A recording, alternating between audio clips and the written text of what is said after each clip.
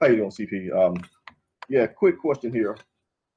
Doing a bit of research, and I need to get your input on the Arabic for two passages.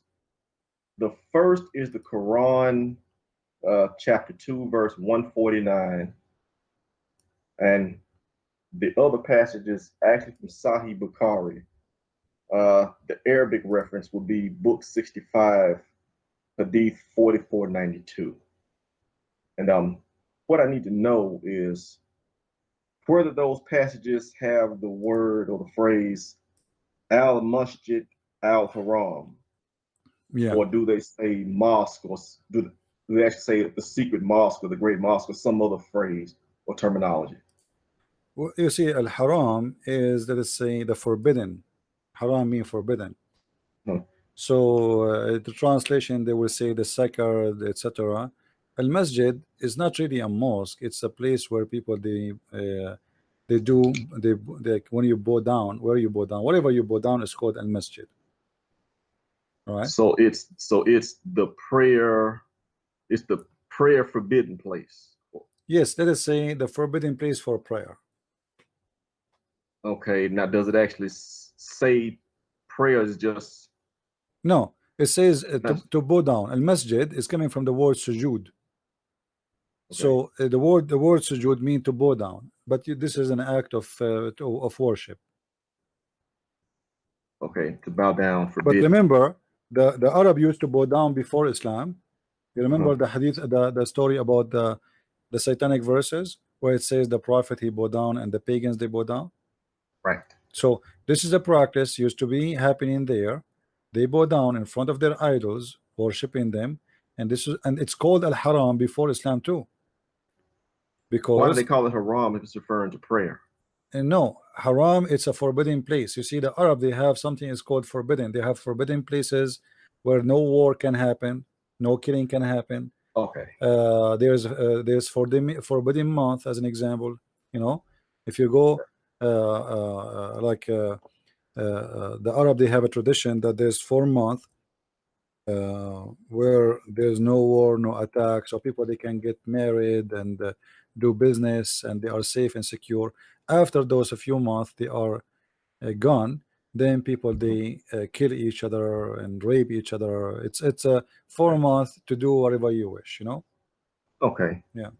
Okay, so because I'm looking at like Quran X, all the different translations. Some of them say sacred mosque, and some of them say Al-Masjid Al-Haram.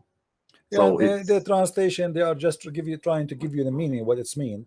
They want to tell you it's mean that this is the you know, the one around the Kaaba, you know. But it doesn't say that. But it doesn't say that. No, it doesn't say anything about about where it is. You know, it says the forbidden place of bowing. Okay. The forbidden. Okay. Yeah. And the Muslims they just read in that it's the mosque, but no, they did that before they had mosques. So it's basically a designated place specifically for prayer. Yes, and you can't do any violence or any illicit activity in this place. Yeah.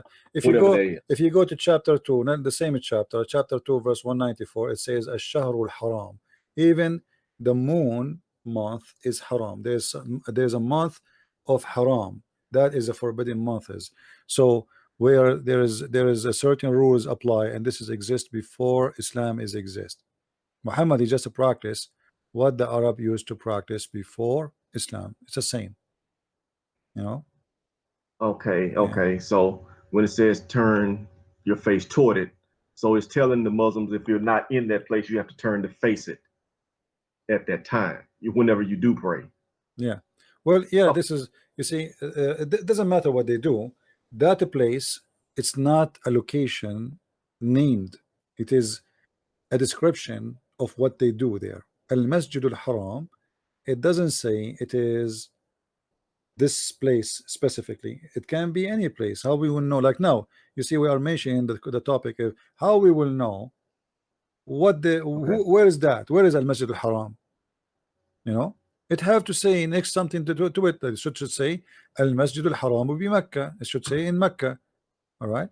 Now, if in different verses, the Quran says in chapter 5, verse number 97, something like this, that Allah He put the Kaaba in the forbidden house. Okay.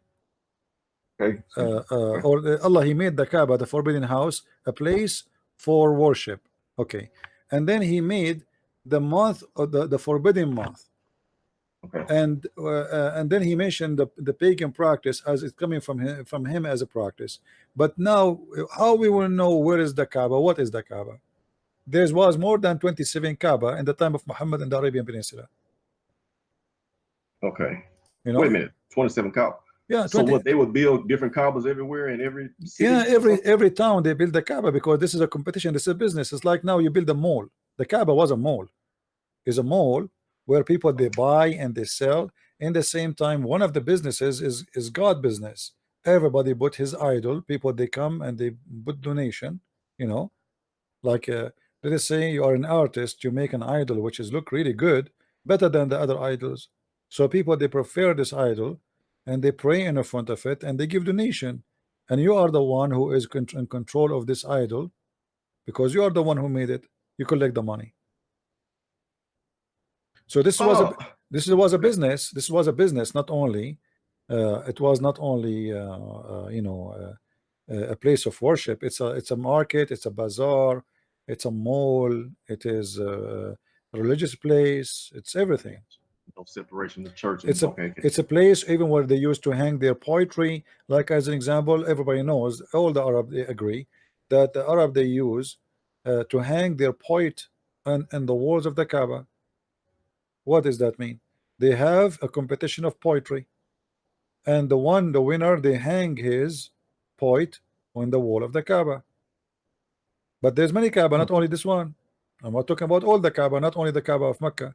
So people they gather because this is what they do for fun. The poetry is their language. Like you see, in the time of Muhammad, people they speak poetry, not talk. They talk poetry. This is what the Arabic language is about.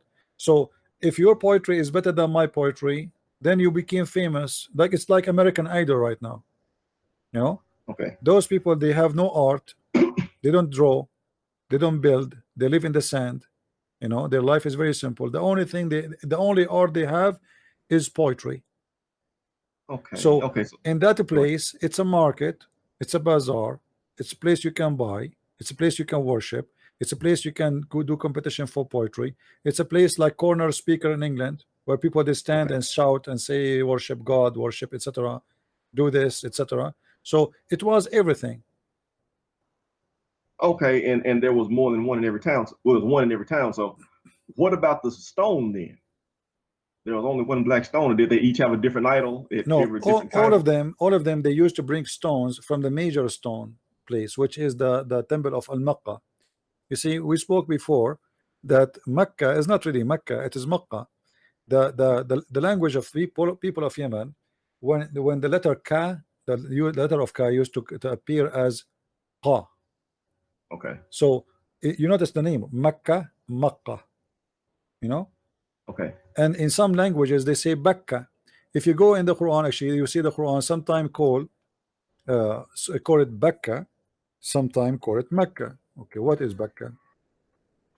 It says that the first house Allah He built, or it's built for mankind, is the house in Bakkah. But is Bakkah Mecca? The Muslim they say yes. The fact is not. Bakkah is the temple of Al-Makkah, which is in Yemen, the moon god temple. And from that temple, people they come and they take stones, which is a holy stones according to them, and they build houses the same as the Kaaba. This is why if you go, you remember, if you go right now, you can search in Google for something is called the Yemeni corner in the Kaaba. The Yemeni corner in the Kaaba. Why it's called the Yemeni corner? Muhammad he said, whoever embrace the black stone and the Yemeni corner, Allah forgive his sin. Now what is the black stone? The Arab used to to worship stones, and when they see a stone, they find a stone look weird or look nice or etc. They throw the old stone and they worship a new stone. Even there's make a new idol of it. Even there's a hadith about it. Let me show it to you. And this is in Sahih al-Bukhari. Read with me carefully. It says, narrated, we used to worship stones and when we found a better stone, then the first one we should throw the first one and take the later. So this is what the Arab used to do. What is that? That's book what? They worship stones. I will post it for you in the chat. Okay. And this is a Sahih hadith, so they cannot say it's weak. This is Sahih Bukhari, hadith number 4376. So even if they could not find a stone, they used to make a stone from mud and worship it. You know, they mix it with milk, etc. And you know, they milk a sheep with a very weird practice ritual. So they get some sand and they mix it with the sheep milk, and they make certain prayer on it, and they worship the new stone. Now the black stone was obviously a vagina, and it was in the shape of a vagina, and they worship it as the god of fertility. And in a certain time they took it and they made it as a part of the Kaaba, became an official corner of the Kaaba. But yet the Kaaba is not based only in the black stone, it's based in the Yemeni corner, which is the corner of Yemen. Why it's called the Yemen, of course, the corner of Yemen?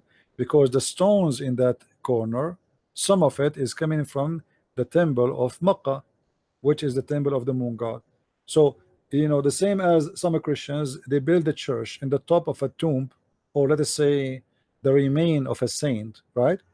Those pagans, they bring from the Makkah in Yemen rocks, and that will make people believe it's a holy, because here we go, why I want to go all the way to Yemen to touch those stones? Those stones are here next door. You know what I mean? Okay. So I bring the stones to you. Okay. I bring stones from the Yemeni corner to my new Kaaba.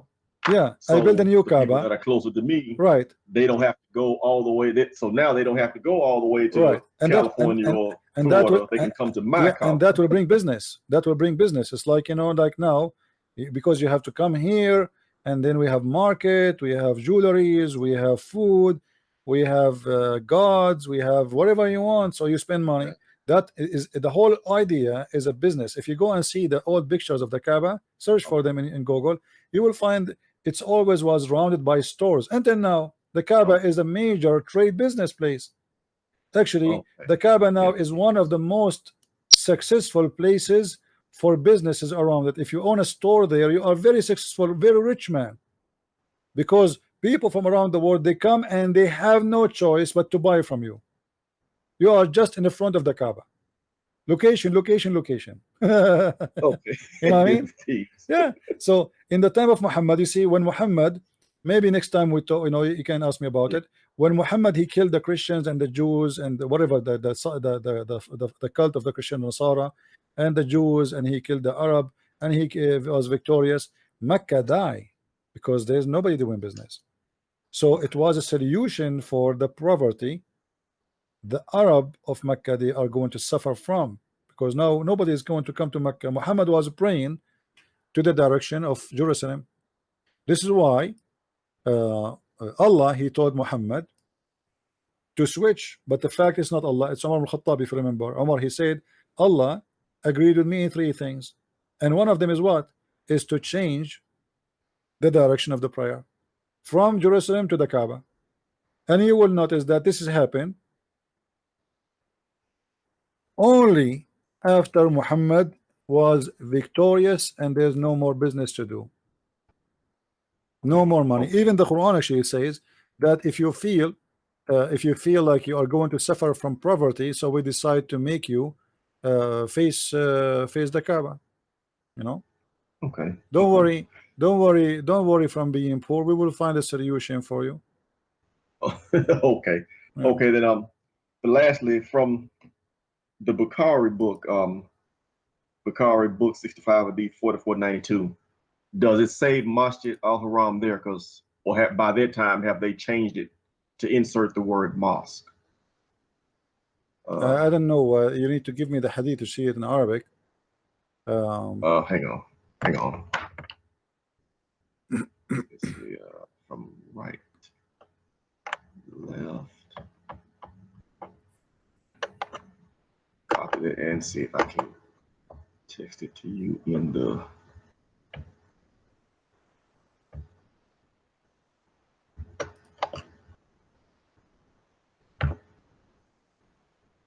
Okay, I'm texting it to you in the Skype All right. Skype chat. Okay.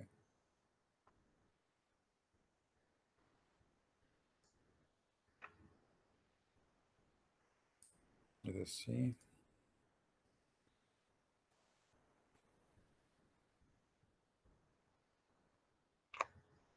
Yeah, this is have nothing to do with the Haram. This is about Baytul Maqdis. Baytul Maqdis is about Jerusalem. Well, not, wait a minute. Now let me read the English translation that I'm looking at. It says, "We prayed along with the prophet facing Jerusalem for 16 to 17 months. Yeah. Then Allah ordered him to turn his face toward the Qibla, parentheses in Mecca. That's in parentheses though. And from whencesoever you start forth, in parentheses for prayers, turn your face in the direction of," it has in parentheses the sacred mosque of Mecca, but written out it says Al-Masjid Al-Haram. That's what's in the English translation. Yeah. Well, it depends in the hadith. This is like in the one I see, it says the Kaaba. It doesn't say Al-Masjid Al-Haram. Let us see if there's a different one. Let me copy. And then now Let me see if I can send you the link to it. The other one it says the house. It doesn't say the Masjid Al-Haram. The other one it says, okay, let's see. All right, let's see this one. A link to it. All right, that's better. Yeah, it doesn't say anything about Al-Masjid Al-Haram. It says, and then he changed his direction to the direction of the Qibla, the direction of the Kaaba. That's all. Kaaba or Qibla? Qibla, Al-Qibla. That's all. That's all. It doesn't say even the word Kaaba. No. That's all it says. He changed the direction to the Qibla, and yes, that's it. Nothing about mosque or Masjid Al-Haram or none of that. No. It doesn't say anything about that. No. Man, that's a lot to add in to. Yeah. There's translation. There's tons of words there is added. Is not even there. You know. And you see the guy Muhammad. He is he's talking. You can ask him to read it for you. You know, the guy that was who called us. Okay. All those things, Mecca, etc., is not there.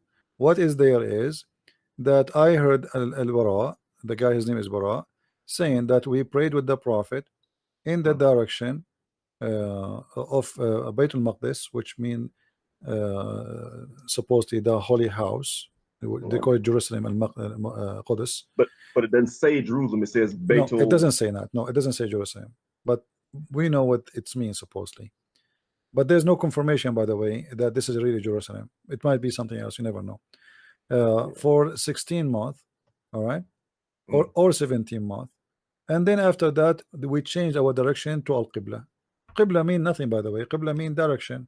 Qibla, like because Qibla, I say the Qibla of the gamblers is Las Vegas. Qibla is simply is a seek direction, like every person he have a direction. This is his Qibla. Okay. So Muhammad being their religious leader could have named the Kaaba anything he wanted it to be. Yeah. He could have said Memphis is the Qibla. Now but in Seattle is the Qibla. Yeah. Now but in different hadith, he mentioned the word the Kaaba as an example. In different hadith, the word Kaaba appear. Yeah. Like here in this hadith here, the word Kaaba appear. I will post for you the link here. This is all the search appear about in the Skype. About this hadith. About this hadith, all the search appear. Okay. So you can read them in your own time. Yeah, do that for me, CP. Thank you. I'm sorry to call you so late every time, but I'm at work when you start, and I have to race home sometime. Sometimes I just cheat and call you from work, but like now I had to race home to get there in time to get my question in. So, but thank you for the answers, and I'll let you get off and rest your voice. You're welcome, my friend. Have a good day, man. Thank you. Yeah, thank you. All right, guys, we have enough for today, and I hope we have a good time together. Don't forget tomorrow to be with us around 4:30, and I hope tomorrow we will have Sheikh Imam Dr. Ruhi from Al-Azhar University. Look like we have a debate every Saturday. I hope he will show up as last week, and I hope we will have a good time together. All right. Don't forget to subscribe, share, And if you like to read about Islam, we have, I have list of my books in Amazon. You can go to Amazon.com or Amazon France or Amazon Germany, depend which country you are from, and you can type Christian Prince and you will see a list of my books.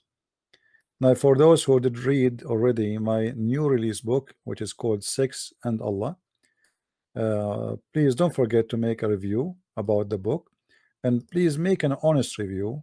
Don't say it's wonderful, don't say it's amazing, don't say anything unless it is what it is.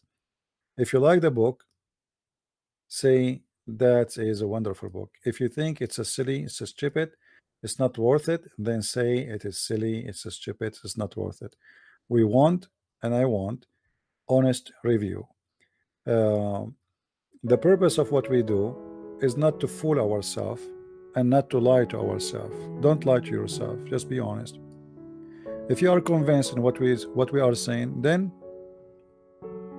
you must be a person who did his homework. He searched anything I say to you in my books, in my videos, in my speeches, anything I say to you, do research. Don't take it for granted.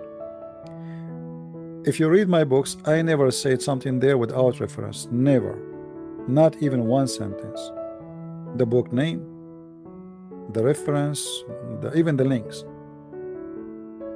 Soon when you have Kindle, you can click at the link and you can go to the websites of the Muslims.